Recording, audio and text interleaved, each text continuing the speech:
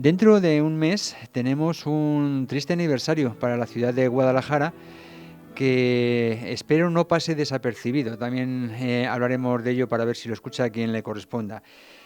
Y es porque un 9 de febrero del año 1924 ardía la Academia de Ingenieros Militares de Guadalajara, esa institución que tantísima grandeza trajo y tanta trascendencia trajo ya no solo a la ciudad, sino a muchos aspectos del ejército español de la época.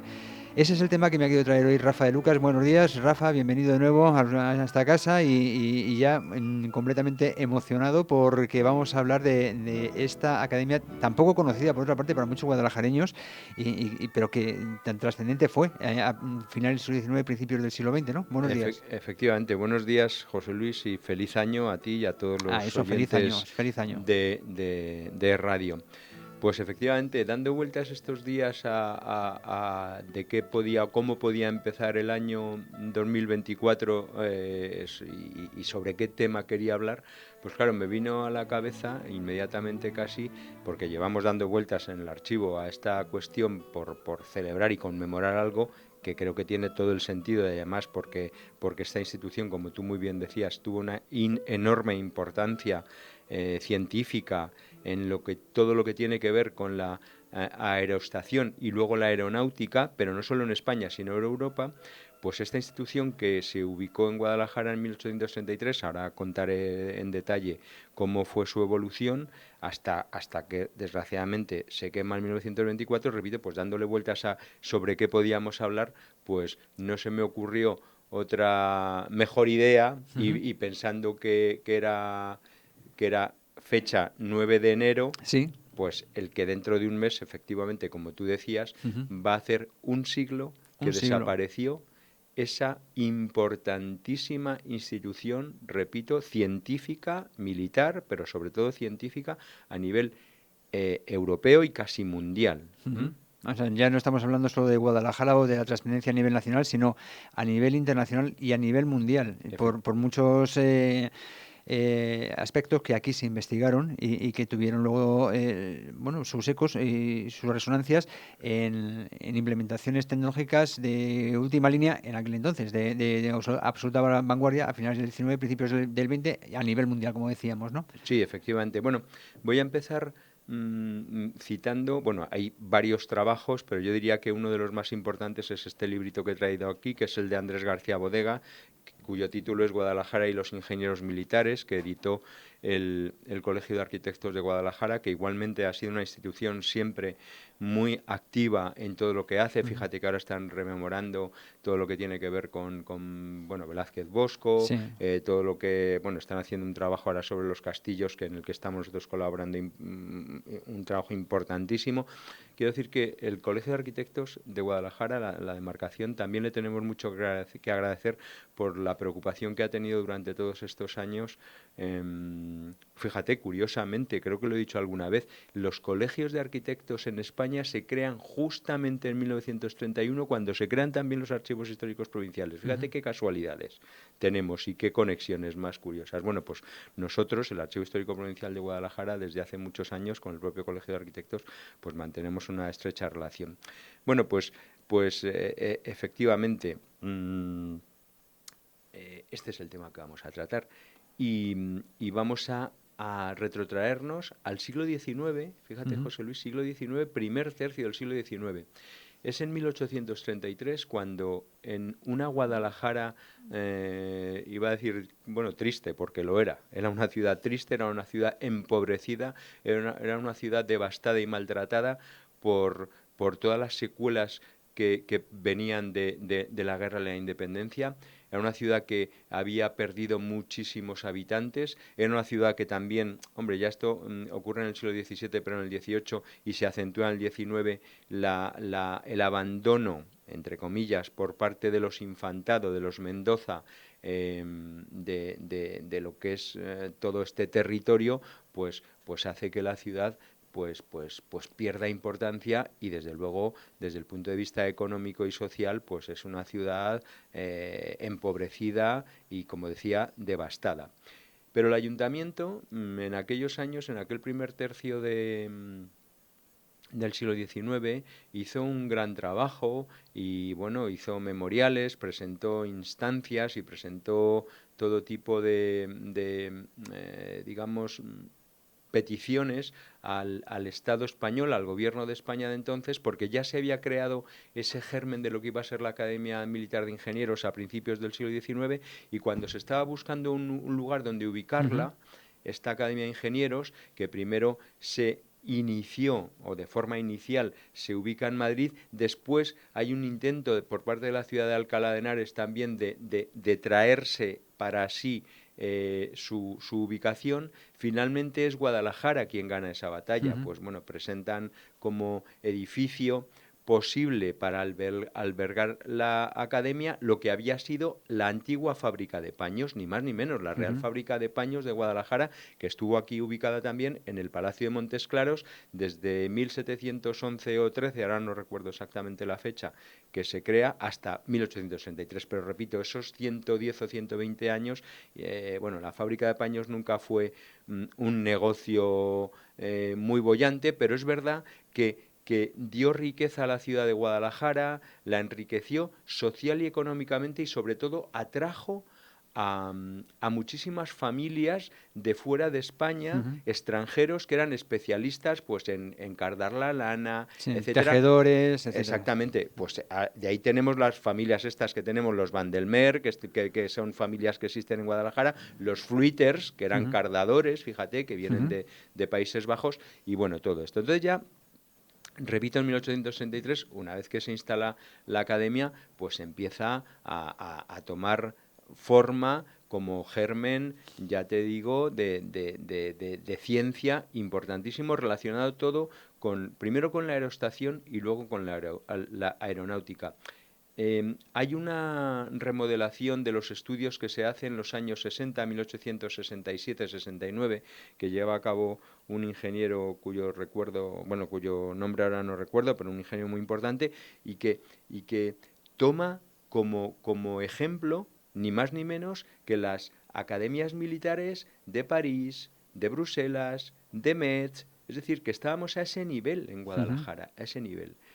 Por eso luego aparecerán aquí, a finales del 19 y principios del 20, pues personajes desde Vives Vic, Quindelán, Barberán, pues gente de una talla intelectual y tecnológica apabullante, que, repito, da lugar a que pues Guadalajara sea un centro neurálgico, primero en la aerostación, pero claro, la aerostación, decimos, sí, en la elevación de globos, pero es que no era solo la elevación de globos aerostáticos, es que los globos aerostáticos tenían diferentes misiones científicas, de observación meteorológica, observación para luego realizar las planimetrías y las fotogrametrías, y todo lo que es la planimetría catastral que se hizo después, todo lo que tiene que ver, por supuesto, con lo bélico. Aquí se experimentaron, por ejemplo, yo no sé si fue Barrón o alguno de estos ingenieros, los primeros lanzamientos de bombas,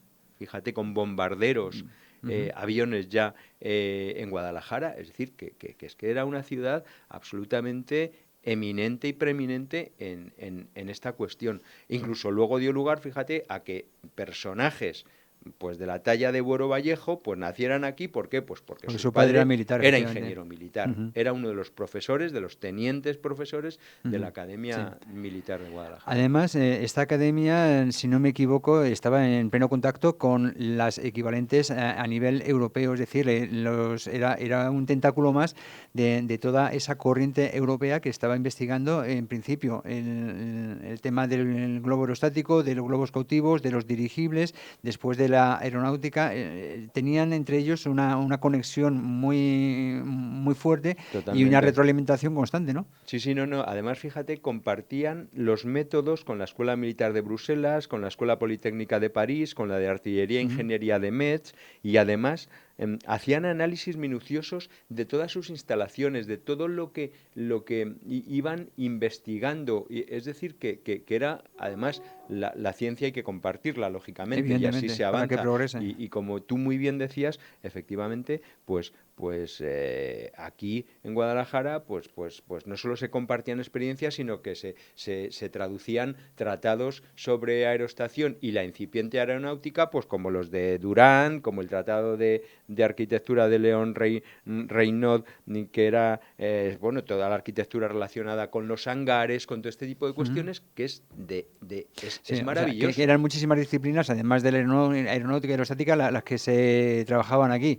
Arquitectura, ingeniería de puentes, de caminos, probablemente también balística, de todo, ¿no? Exactamente, O todo sea, lo era relacionado una universidad en la que se estudiaba de todo, por así Sí, decirlo. que por eso la Academia Militar de Ingenieros de Guadalajara tiene mucha conexión también con lo que es la artillería, porque claro, también tiene relación con toda esta cuestión.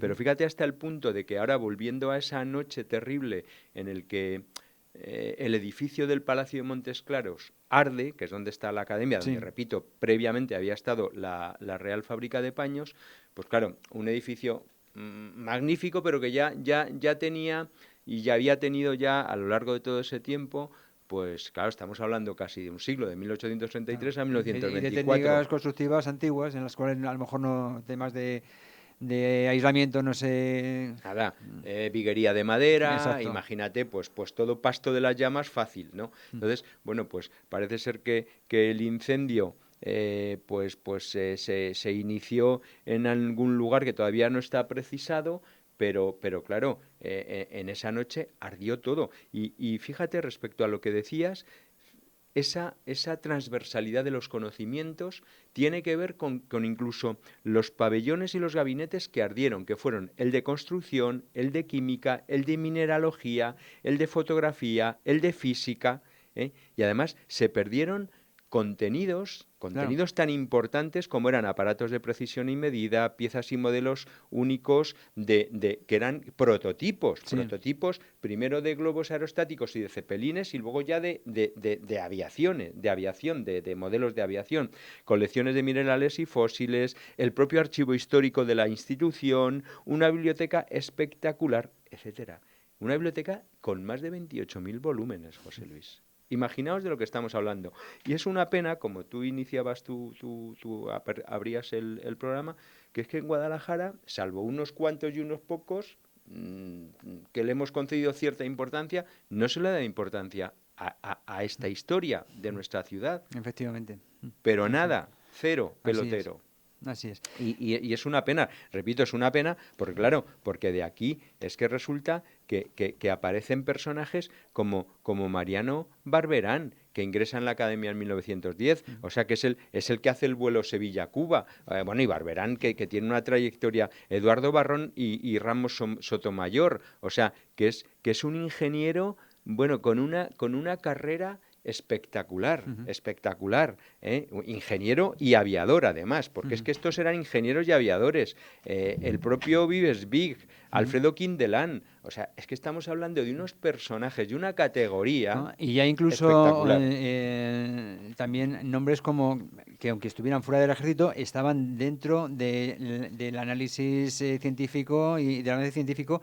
Se me ocurre Leonardo Torres Quevedo Efectivamente, que también hombre, pasó por aquí, no como militar, pero sí era señor. un pedazo de inventor. Mira, Torres Quevedo, que le tenemos en una foto que le hace Goñi, con una máquina que inventa él y que patenta, para, desde las fotografías aéreas que se hacían, Sí. se reproducían luego los planos, lo Sí. que es desde la fotogrametría a la planimetría. Bueno, pues Torres Quevedo es un inventor de una maquinita muy similar a la que habían inventado los alemanes y que sirve para eso. Y tenemos una foto que luego te la voy a pasar, de Goñi, de Torres Quevedo, dibujando eso, que es una auténtica maravilla. Es decir, que efectivamente es que estamos hablando de un lugar importantísimo. Bueno, Vives Vic es fundamental para la aviación militar. Es que llega aquí en 1911, joder, y por encargo del gobierno, pues desarrolla el estudio para la creación de una escuela militar de pilotos. O sea, fijaos de lo que estamos Efectivamente. hablando. Que no es una casualidad que luego en 1918, que mi buen amigo Pedro Pradillo lo ha estudiado, se crea aquí y se institucionaliza y se inaugura ni más ni menos que una de las primeras fábricas de aviones que hay en España, que es la también olvidada desgraciadamente, hispano-suiza. ¿Mm? Pues eso es lo que tenemos, José Luis. No sé cómo vamos de tiempo. Vamos bien, vamos bien. No te preocupes, todavía tenemos. Estaba yo pensando que, por supuesto, además de todo este avance tecnológico que venía de la mano de, como dices, de primeras figuras, ¿no? de la técnica y la tecnología de la época militar, y vemos que también civil. Claro, la academia, estoy seguro de que le daba una vida a la ciudad tremenda. Estaría llena de cadetes militares con ganas de formarse científicamente, de formarse en una profesión como podría ser la aeronáutica o como podría ser, no sé, una ingeniería. Y todos ellos poblaban la ciudad de Guadalajara. Seguramente a finales del siglo XIX tenía una vida en ese sentido tremenda, ¿no? Mira, toda la zona de la calle Mayor, toda la zona estaba poblada por ingenieros, por comandantes, por tenientes. Pero fíjate tú, es que el efecto dominó que juega y el efecto de atracción imán que juega una institución de estas en una ciudad como Guadalajara fue tremendo. Repito, en 1833 se instala aquí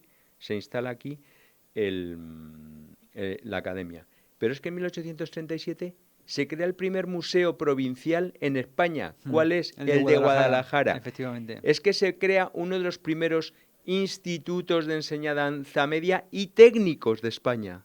También en esas fechas, 1830 y tantos, creo que es el 30, Guadalajara, creo que es el 38. 1830. O sea, esto no son casualidades, José Luis. Es que eso no son casualidades. Es que una institución de esa entidad tiene tal efecto de atracción y de creación, como tú muy bien decías, luego de servicios para que los hijos de todos esos hombres y esas, bueno, las esposas, esos matrimonios cuyos maridos estaban aquí trabajando en la academia militar, pues esos hijos tenían que tener una enseñanza de cierto nivel, tenían que tener, fijaos, pues 2 o 3 teatros que hay en Guadalajara. Claro, Entonces, estaba pensando, los corrillos que se formaban, por ejemplo, en los casinos con oficiales o con cadetes, o digamos, la socialización en definitiva, que estamos hablando de que era llevada a cabo pues por gente que de un nivel cultural, en fin, medio alto. Medio alto. Más bien tirando alto. Exacto. En una ciudad como Guadalajara, que unas décadas antes, es lo que decías, estaba devastada. Claro, no somos conscientes de la riqueza a tantos niveles que trajo esta academia que hace un siglo perdimos, claro. Mira, y además tienes toda la razón. Fíjate qué curioso. Además nosotros, claro, tenemos una conexión de información documental que es muy interesante y que es nuestro fondo del Instituto Histórico Brianda de Mendoza, que es un instituto también, repito, de los más antiguos de España. Ese fondo documental que nosotros tenemos descrito y que gracias también al que fue su director Juan Leal hicimos un trabajo magnífico, conjuntamente con ellos, si tú ves los nombres de los alumnos y alumnas que son hijos e hijas de toda esa cantidad de personajes de altos mandos militares con un nivel y una cualificación intelectual y académica enorme, si ves esa relación de personas desde Elena Soriano Fischer, o sea, una cantidad de personajes y de personas, el propio Boro Vallejo, repito, que son hijos e hijas de todos estos militares. Y toda esa gente estudia aquí y podemos decir, es que nació aquí Elena Soriano Fischer, es que nació aquí, hombre, que a lo mejor es una tontería, pero bueno, no es una tontería cuando el propio Boro Vallejo, que acabo de pisar la lápida que rememora ahí, dice de su casa, que Guadalajara estuvo siempre al fondo de su vida, porque allí vivió sus momentos iniciales como persona, como adolescente, ¿no? Y de hecho tenemos su examen de entrada al Instituto de Guadalajara, todo su desarrollo académico aquí, desde que entra en ingreso hasta o preparatoria hasta el final del bachillerato. Y gracias a eso, Guadalajara, repito, en casi un siglo, 1833-1924, hasta que se quema la academia, fue una ciudad muy interesante para la vida. Pero aunque se quema la academia en el 24, que es lo que te lo quería decir, continúa repartiéndose entre el cuartel de San Carlos y sobre todo el Instituto Liceo Caracense los cadetes y también las instalaciones que había. O sea, las clases continuaron en diferentes Sí, instalaciones. continuaron hasta el 32. Y incluso todos los pabellones que hay en la zona de aerostación y cuando ya se abre también la hispano-suiza, pues ellos se van repartiendo entre toda esa, lo que se llama el campo de aerostación y aeronáutica. Entonces, tienen varias instalaciones porque, claro, porque aunque se presentan, un ingeniero militar presenta un proyecto en 1926, creo que presenta un proyecto de rehabilitación, pues no cuadra, no sale y finalmente ya después del 32, bueno, pues imagínate, la República, llega la guerra y ya Franco directamente pues decide llevarse la academia a Segovia, desgraciadamente, pero bueno, claro, por lo menos vamos a vivir de nuestra historia, ¿no? Efectivamente, hombre, las clases podían continuar, pero con todo el material que se perdió, 28.000 volúmenes que decías que tenía la biblioteca, prototipos, colecciones de todo, claro, malamente podían continuar las clases al mismo nivel al que estuvieron. Nada. Bueno, nosotros tenemos fotos de Goñi, una foto, por ejemplo, que tenemos de 1909 del rey, aquí la tienes, el rey en la Academia de Ingenieros está entregando los diplomas a los alumnos, a los cadetes. Es que fíjate qué lujo, 1909, o sea que y esto es historia de Guadalajara. Mira, esta foto también es muy interesante, que es de 1925, justo que quemada la academia, fíjate que queda ahí todos los restos de piedras, etcétera, de todo el derribo de lo que fue todo el propio el edificio. Fue una pena, la verdad. Y una pérdida, pero yo creo que aunque la pérdida luego fue evidenciada y evidente porque la academia salió de Guadalajara, pero hombre, yo creo que tendríamos que hacer, por lo menos los que estamos implicados en el mundo de la cultura, de la historia y por supuesto los archiveros y archiveras, pues algo por recuperar, por lo menos aunque solo sea este año, José Luis, un recuerdo de repito, de esta institución que fue tan importante para esta ciudad y repito, y que tuvo, eso, fueron casi 100 años de vida, 100 años de vida de un nivel intelectual y tecnológico como en pocas ciudades de España se dio en aquella época. Efectivamente. Lo teníamos aquí en Guadalajara, lamentablemente, bueno, pues las cosas del destino se perdió, pero como bien dices, es fundamental saber, es parte de nuestra historia, es parte de la historia de esta ciudad y una parte de la cual, bueno, no por supuesto de la pérdida, pero de lo que sí fue, deberíamos estar muy orgullosos.